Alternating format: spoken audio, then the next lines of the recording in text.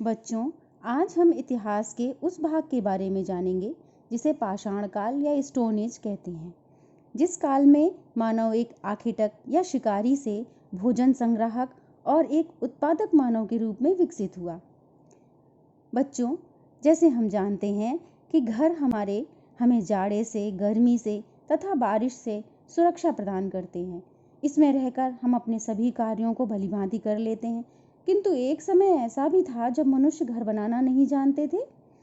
तब वे जंगलों में रहते थे। जंगली जानवरों से अपनी सुरक्षा तथा उनका शिकार करने के लिए उनके पास केवल पत्थर के ही औजार थे।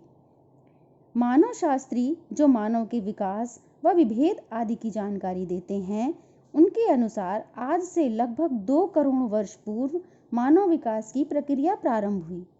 इस समय उसमें कुछ महत्वपूर्ण शारीरिक परिवर्तन हुए, जैसे दोनों पैरों पर सीधे खड़े होकर चलना, अंगूठे के कारण वस्तुओं को पकड़ने की क्षमता का विकास होना, जिससे महत्वपूर्ण कारणों को कर लेना, मस्तिष्क के आकार एवं क्षमता में विस्तार होना, मनुष्य में लंबाई, चौड़ाई और गहराई या ऊंचाई को देखने की क्षमता, जिसे त्रिपार्श्वदर्शी दृष्टि का होना। मानव के शारीरिक विकास की यह प्रक्रिया चलती रही तथा उसमें धीरे धीरे विकास होता गया।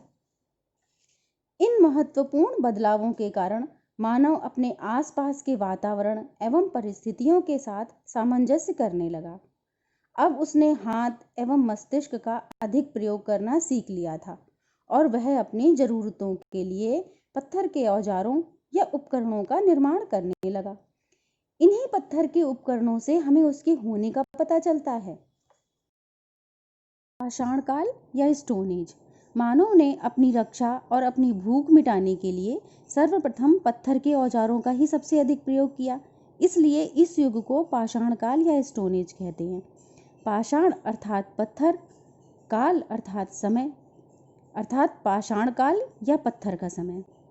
पत्थर से बने औजारों में समय समय पर परिवर्तन हुए हैं, इसलिए पाषाण युग को 3 भागों में बांटा है। पहला पुरापाषाण काल या पैलियोलिथिक एज, दूसरा मध्य पाषाण काल या मेसोलिथिक एज, तीसरा नवपाषाण काल या नियोलिथिक एज। पुरापाषाण काल या पैलियोलिथिक एज, यह मानव इतिहास का सबसे प्राचीन काल है। यह काल आधुनिक समय से 25 से 20 लाख साल पूर्व से लेकर 12,000 साल पूर्व तक माना जाता है। इसी काल में मानव इतिहास का 99% विकास हुआ। इस काल के बाद मध्य पाषाण काल का प्रारंभ होता है। पुरापाषाण काल में मानव पहले खुले आकाश के नीचे, नदियों के किनारे या झील के पास रहता था। इससे उसे शिकार करने में आसानी होती थी। वह पत्थर के औजारों से पशुओं का शिकार करता था। शिकार से प्राप्त मांस ही उसका मुख्य भोजन था। कंदमूल तथा फल भी उसके भोजन में सम्मिलित थे। थोड़े समय बाद मानव ने गुफाओं में रहना प्रारंभ कर दिया, क्योंकि उसे तब तक घर बनाना नहीं आता था। शिकार की खोज में वह लगातार घूमता रहता था। इस प्रकार उसका कोई स्थायी आवास भी नहीं था। इसी समय उसे आग की जानकारी प्राप्त हुई। औजार बनाने के लिए वे पत्थर पर एक दूसरे पर चोट मारते थे। एक पत्थर से दूसरा पत्थर टकराने पर चिंगारी निकलने वाली चिंगारी से उन्हें आग का ज्ञान हुआ। इससे वह सूखी पत्तियों, लकड़ियों की टहनियों आदि को जलाने लगे। साथ ही अब उसने अपने मृतकों को कब्र में दफनाना भी प्रारंभ कर दिया। पुरापाषाण काल का आखिरी दौर, जिसमें उसने चित्र बनाना भी सीख लिया। उस समय की गुफाओं में उसके द्वारा बनाए गए चित्र मिलते हैं। इन चित्रों में शिकार के दृश्य बनाए गए हैं। इसी समय मानव ने हड्डियों के औजार भी बनाना प्रारंभ किया। यह औजार उसके ज्ञान के विकास को दर्शाते हैं। इस युग में मानव झुंड बनाकर शिकार करते थे, जिससे वह आपस में बांटकर खाते थे। मानव यह समझ चुका था कि वह तभी जीवित रह सकता है जब वह दूसरों के साथ मिलकर चले। इस प्रकार एक दूसरे का सहयोग करने की भावना इस युग में विकसित हो चुकी थी। उत्तर प्रदेश के मिर्जापुर जिले में मिली कुछ गुफाओं से पता चलता है कि मानव समूह में रहते थे। आदि मानव के पास ना ही जंगली जानवरों जैसे पैने नाखून थे, ना ही नुकीले दांत, ना जबड़े और ना ही सींग। उसकी बड़ी समस्या अपने से ज्यादा ताकतवर जंगली जानवरों से रक्षा करने व उनका शिकार करने की थी। इसके लिए उसने पत्थर के औजारों का निर्माण व प्रयोग किया, क्योंकि उसे पत्थर आसानी से प्राप्त हो जाते थे। यह मानव की आखेटक या शिकारी अवस्था थी। इस युग के औजार आकृति में सुडौल नहीं थे, वे बेडौल व भौड़ी आकृति वाले थे। आग की खोज तो इस युग की महान उपलब्धि थी। मध्य पाषाण काल या मेसोलिथिक एज, क्योंकि यह पुरापाषाण काल और नवपाषाण काल के बीच का काल है, इसलिए इसे मध्य पाषाण काल कहते हैं। पुरापाषाण काल लगभग 1 लाख वर्ष तक रहा। इसके बाद मध्य पाषाण काल आया।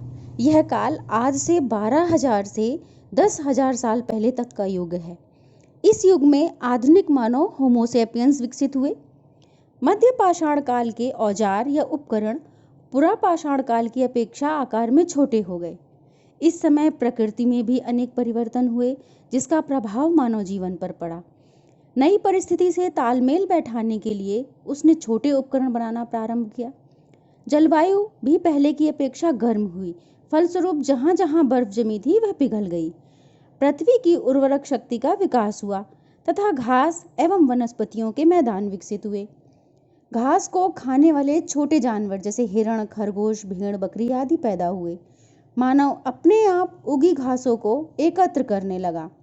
इन घासों में कई आज के अनाजों की पूर्वज थीं। इनका प्रयोग मानव ने अपने भोजन में किया। इस प्रकार वह अब भोजन संग्राहक या भोजन को इकट्ठा करने वाला बन गया। मानव ने इसी समय कुत्ते को पालतू बनाया। बच्चों, कुत्ता ही मानव का प्रथम पालतू पशु है। बच्चों, क्या आप जान सकते हो कि मनुष्य ने पहले खेती करना कैसे सीखा होगा? आइए जानते हैं। अपने आप उगे हुए अनाजों को मानव ने एकत्रित करना शुरू किया। अनाज के कुछ दाने गीली मिट्टी में अथवा इधर उधर गिर गए होंगे। इन स्थानों पर फिर से वही अनाज उगे। जब मानव ने इसे देखा तब उसे ज्ञात हुआ कि इन अनाजों के दानों से बार बार अनाज उगाया जा सकता है।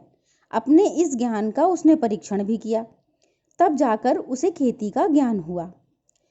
उस समय का मानव खेती के साथ मछली पकड़ना, शहद इकट्ठा करना, शिकार करना आदि कार्य भी करता था। पाषाण काल या नियोलिथिक एज। नवपाषाण काल पारंपरिक रूप से पाषाण युग का अंतिम हिस्सा माना जाता है।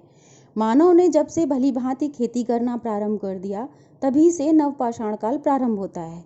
यह मानव सभ्यता के इतिहास का सबसे बड़ा परिवर्तन था। इस युग के आरंभ का समय 9500 ईस्वी पूर्व माना जाता है। खेती के कारण मानव अब भोजन संग्राहक से भोजन उत्पादक बन गया। इस समय उसके पत्थर के उपकरण अधिक उपयोगी व सुडौल थे, क्योंकि उन्हें अधिक कुशलता से बनाया गया था। यह उपकरण घिसकर चमकदार बनाए गए थे।